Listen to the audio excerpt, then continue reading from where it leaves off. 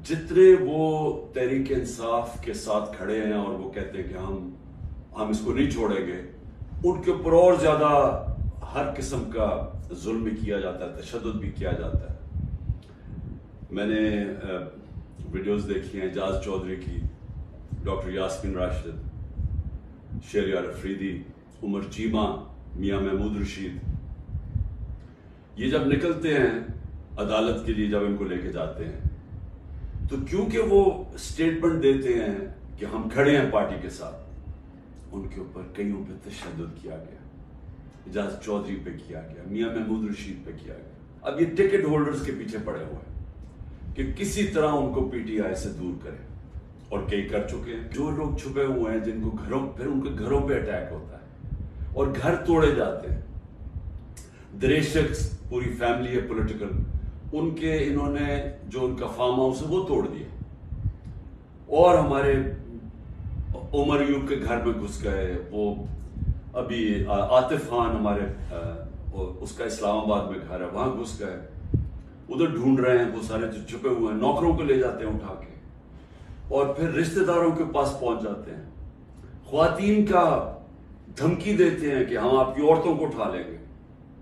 यानी इस लेवल पे पहुंच चुके हैं कि कभी भी कोई तस्वर नहीं कर सकता था कि पाकिस्तान की सियासत में हम इतना गिर जाएंगे कि ये कहा जाएगा कि अच्छा, हम तुम्हारी औरतों को, तुम्हारी बच्चियों को, हम उनको नहीं छोड़ेंगे। ये उस एक लेवल तक पहुंच चुके हैं, और औरतों को पकड़ के उन्होंने जेलों में डाला। राना सनाउल्लाह की प्रेस कॉन्फ्रेंस आई कि जी कि हम खुद ही कुछ ड्रामा करने लगे हैं रेप का।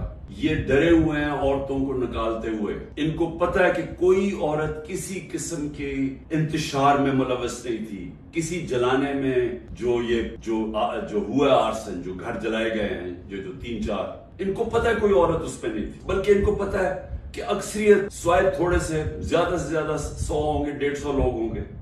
इनको पता है बाकी कोई पुरअमन एहतजाज कर रहे थे। मुझे पता है कि जजेस को भी फोन कॉल्स आ रही है, नामालूम फोन कॉल, कि हम ये कर देंगे, तुम्हारी ये फाइल है, हम तुम्हें ये कर देंगे, तुम्हारे बच्चों के पे पहुंच जाते हैं। अक्सरियत पुलिस बिल्कुल खुश नहीं है जो उनसे करवाया जा रहा है। जो पुलिस की अक्सरियत है वो समझते हैं कि बहुत बड़ा ये जुल्म किया जा रहा है। अंदर गुल्लू बट इन्होंने घुसाए हुए हैं, और पीछे से नामालूम अफराद का प्रेशर आता है। हमारे टिकट होल्डर्स पंजाब में देख लें, कितने लोग छोड़ के गए। यानी इस तरह का जुल्म जो कभी हुआ नहीं है, क्यों नहीं छोड़ के जा रहे लोग? उसकी 2 वजह। एक, इस बारी टिकट्स मैंने खुद दिए हैं, ज्यादातर इंटरव्यू किए हैं।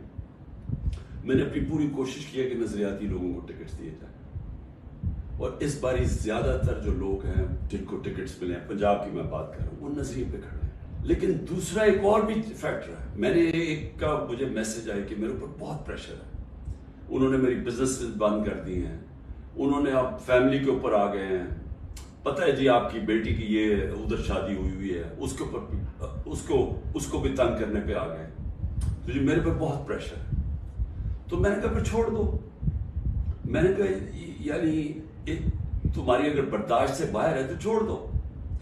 वो कहता जी अगर मैंने छोड़ा, मुझे सारा जो मेरा इलाका है, उन्होंने कहा अगर तुमने पीटीआई को छोड़ा तुम्हें वोट ही नहीं देंगे। सो ये अब समझने वाली बात है कि लोगों को ये एहसास हो गया है कि इस बार जिसने छोड़ा उसकी पॉलिटिक्स खत्म, और जो छोड़ के गए हैं उनमें से कई लोगों को तो हमने टिकट से नहीं दिए थे, तो उनको तो वैसे ही यानी छोड़ना हो तो ड्रामे किए, और कई जो छोड़े हैं उनको हमने टिकट से नहीं देने थे। आप कह रहे हैं कि इमरान खान को हमने कांटा डाल दिया है, तो उसके बाद जाना किधर है हमने? यानी कोई रोड मैप तो होगा ना। तो मैं रोड मैप अभी तक जो समझ रहा हूं वो ये है कि एक किंग्स पार्टी तैयार कर रहे हैं कि ये जो तहरीक इंसाफ के जो भी लोग निकलेंगे उनको उस पार्टी में डाल देंगे, और फिर ये सीटें बढ़ जाएंगी। क्या इस तरह की कोलिशन पाकिस्तान को इस मुश्किल वक्त से निकाल सकती है?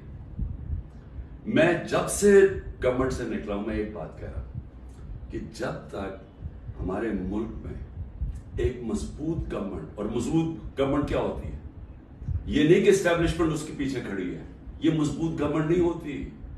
मजबूत गवर्नमेंट वो होती है जिसके पीछे आवाम खड़ी होती है, जो आवाम जिसके ऊपर इत्मीनान करती है।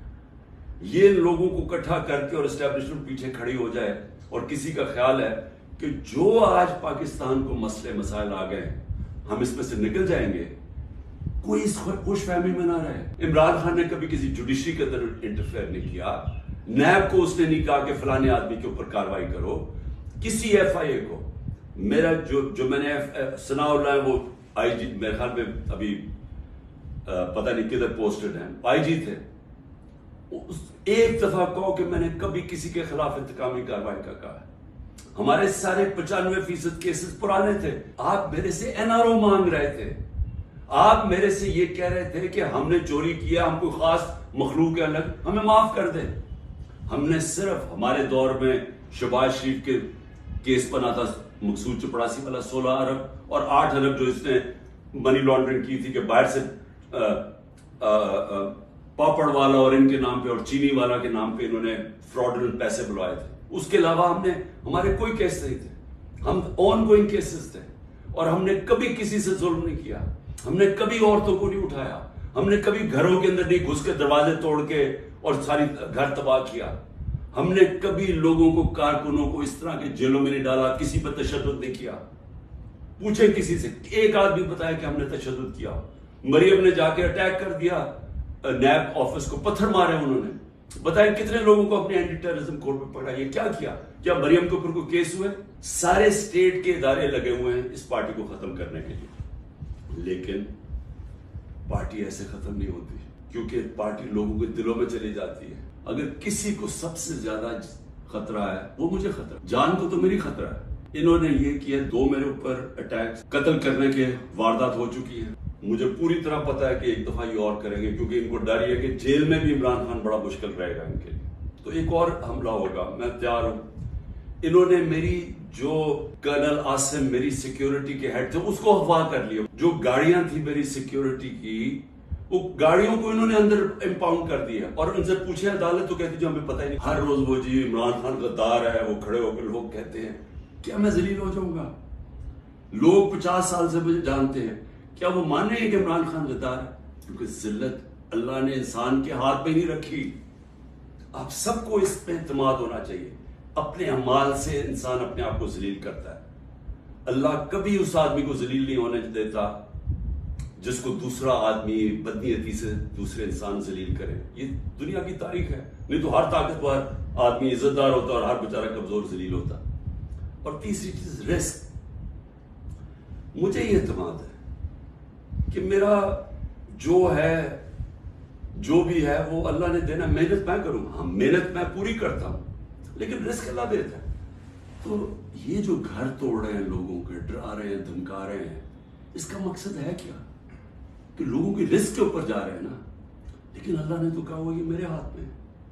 تو یہ جب آپ کو ان 3 چیزوں کے اوپر ایمان ہو جائے گا کہ قرآن میں واضح لکھا ہوا ہے، یہ آپ کو آزاد کر دیں گے خوف سے۔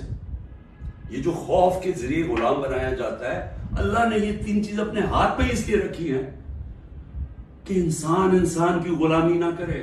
مشکل وقت ہے، آزادی کے لیے قربانیاں دینی پڑتی ہیں، ہم سب، میں تیار ہوں قربانی کے لیے، میں اپنی سب سے بڑی تو جان کی قربانی ہے نا، میں اس کے لیے تیار ہوں، لیکن میں کبھی کسی صورت ان کی غلامی قبول نہیں کروں گا۔ اور میں چاہتا ہوں میری قوم، آپ بھی تیار ہو جائے۔ 20-15 ہزار لوگوں کو جیل میں ڈالا ہے نا، ہم 23 کروڑ لوگ ہیں، کیا 15 ہزار کو سامنے رکھتے ہوئے 23 کروڑ لوگوں کو غلام بنا دینا انہوں نے؟ تو آپ نے کسی صورت یاد رکھیں، یہ اب 2 رائے ہیں۔ ہم نے اگر اپنے اس وقت اس خوف کے سامنے جھک گئے، جو یہ کوشش کر رہے ہیں، یاد رکھیں آپ کی آنے والی نسلیں آپ کو معاف نہیں کریں گی۔